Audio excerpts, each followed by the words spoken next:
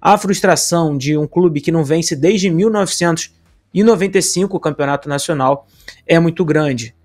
Por outro lado, o John Textor, que adquiriu esse clube praticamente falido, o Botafogo com mais de 900 milhões de reais de dívida, entende que o ano era difícil, ele mesmo justifica que pegou a equipe em situação de falência, né? O Botafogo estava devendo a Deus e o mundo, estava na Série B, tinha subido e fez um ano de Sul-Americana, se classificou para a Sul-Americana, mas ele comentou sobre a queda de rendimento, se chateou muito, mas disse que tem algumas coisas para elogiar. Então a gente vai ouvir o que o Textor falou, a Larissa separou para a gente colocar na tela, logo após também esse jogo contra o Cruzeiro.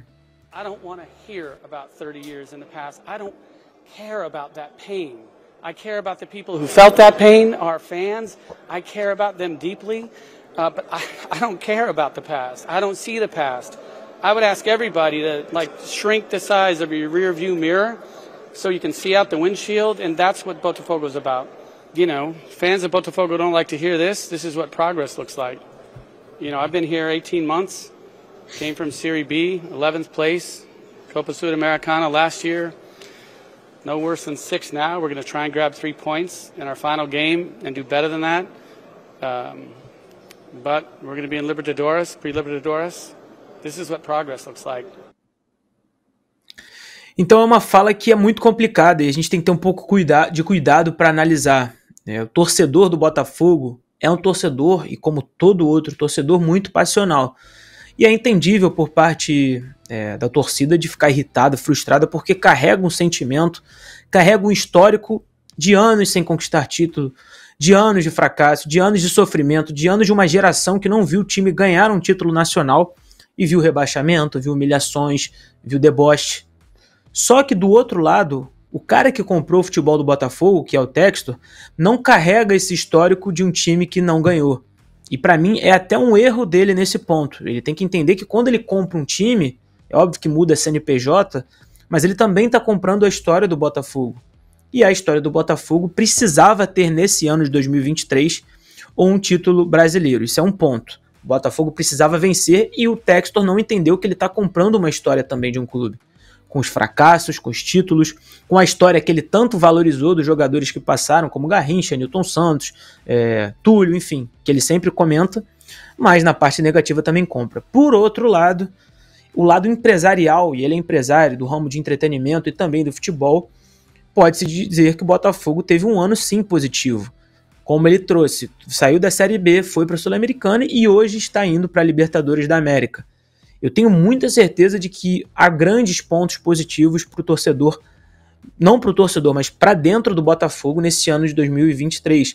O Botafogo não era um dos maiores orçamentos e tem como terminar inclusive em 4º lugar. Mas, fechando todo esse raciocínio, a expectativa era baixa, a realidade foi alta e aí terminou com uma queda muito grande. Isso é pior do que se o Botafogo tivesse passado o Campeonato Brasileiro inteiro em 8º, em 9º lugar, ou até mesmo em 10º, e tivesse dado uma corrida rumo ao G4. Na minha visão, seria muito mais tranquilo, mas o Textor entende que dentro do planejamento do ano, e é assim que os empresários veem, goste você ou não, isso aqui é uma análise, né? E realmente é o que acontece. O Textor entende que o ano que começou difícil, com uma quase eliminação de uma primeira fase da Copa do Brasil, de um time que não se classificou para a semifinal do Campeonato Estadual, não sei se vocês se recordam, acaba entre os 5 ou entre os 4, como vai ser nessa última rodada. Tirando tudo isso, a frustração é muito grande e por isso o Botafogo já está começando a se movimentar, né? Já tem a informação de que o Di Plácido, lateral direito, que é um lateral muito fraco, está de saída.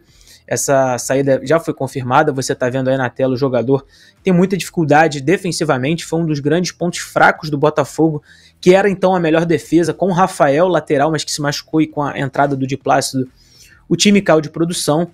E os 2 pilares desse time no primeiro turno, o goleiro Lucas Perry, que é da seleção brasileira, e o Adrielson, também estão de saída. Você está vendo aí também na tela a imagem desses 2 jogadores, né? Então o Botafogo começa então uma reformulação do seu elenco para 2024 e acaba o clima. De fato, alguns jogadores não têm mais o menor clima. O Perry é um que caiu muito de rendimento, e acabou sendo um dos vilões desse segundo turno, assim como o próprio Adrielson, Tiquinho Soares, Eduardo.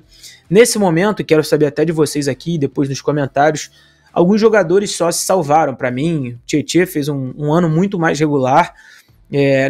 No segundo turno também o Vitor Sá também continuou mantendo um bom nível, o Diego Costa também jogando muito bem, o Danilo Barbosa foi talvez naquele momento das crises, das derrotas consecutivas, foi o jogador que entrou como titular e não mais saiu, mas mesmo assim é um ano difícil, muito frustrante. Então é de fato a maior pipocada, né, da história. Eu nunca usei esse termo em nenhum caso. Lá muita gente comparou com o caso do Arsenal da Inglaterra, mas é muito diferente.